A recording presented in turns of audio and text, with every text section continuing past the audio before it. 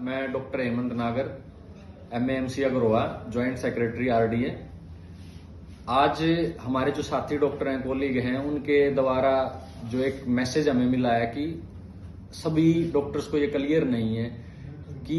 कोलकाता के अंदर जो इंसिडेंट हुआ है, जो 9 अगस्त को हुआ, जो रेप और मर्डर हुआ है एक हमारे साथी डॉक्टर का, और जो 14 अगस्त को एक मॉब ने आके उनके पूरे प्लेटफार्म को जो प्रोटेस्ट हो रहा था उसको खत्म करने की कोशिश की है। तो एक सवाल सबके मन में है कि हम यहाँ अग्रोवा में बैठ के अगर हम स्ट्राइक में आ भी जाते हैं, इकट्ठे हो भी जाते हैं, तो हम कोलकाता तक कैसे पहुंचेंगे? हमारा तो वहां कोई डायरेक्ट लिंक नहीं है। तो मैं उनको अवेयर करने के लिए बताना चाहता हूं कि अगर आप लोग हमारे साथ आते हो, हम स्ट्रेंथ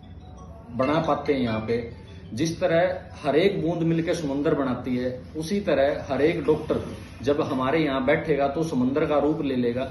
और धीरे धीरे हम उस स्ट्रेंथ के साथ जब अपने डायरेक्टर को अप्रोच करेंगे या लोकल एडमिनिस्ट्रेशन को अप्रोच करेंगे, DC साहब को अप्रोच करेंगे या लोकल लीडर्स को अप्रोच करेंगे, तो धीरे धीरे यही मैसेज ऊपर कन्वे होता हुआ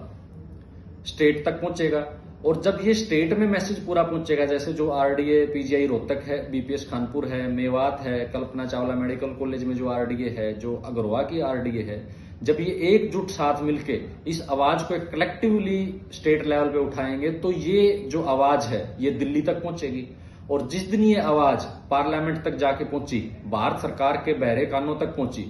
तो उस समय यहां हमारा एक वो बूंद, वो एक डॉक्टर बैठा हुआ, उसकी आवाज जब पार्लियामेंट में जाके बोलेगी, भारत सरकार की आवाज वो बन जाएगी। तो इस प्रोसेस को करने के लिए हमें उस हर एक बूंद की जरूरत है, हर एक डॉक्टर की जरूरत है, उनके समर्थन की जरूरत है।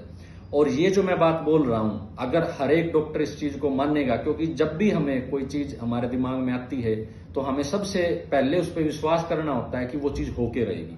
और मैं आपको ये विश्वास दिलाता हूं कि अगर आपका जो समर्थन,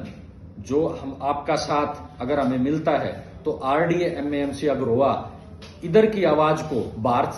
सरकार तक पहुंचाएगी, और ये आपको ये करके दिखाएगी कि किस तरह एक आम आदमी की आवाज, एक आम इंसान की आवाज एक छोटे से लेवल से उठ के किस तरह वो भारत सरकार की आवाज बनती है, और वो किस तरह कोलकाता तक पहुंचती है, किस तरह वो वेस्ट बंगाल को अफेक्ट करती है। तो वो आप देखोगे तभी जब आप हमारा साथ दोगे। तो मेरा हाथ जोड़ के सबसे निवेदन है कि आप कमरों से निकल के हमारे साथ आएं और एक साथ बैठ के एक आवाज में हमारे जो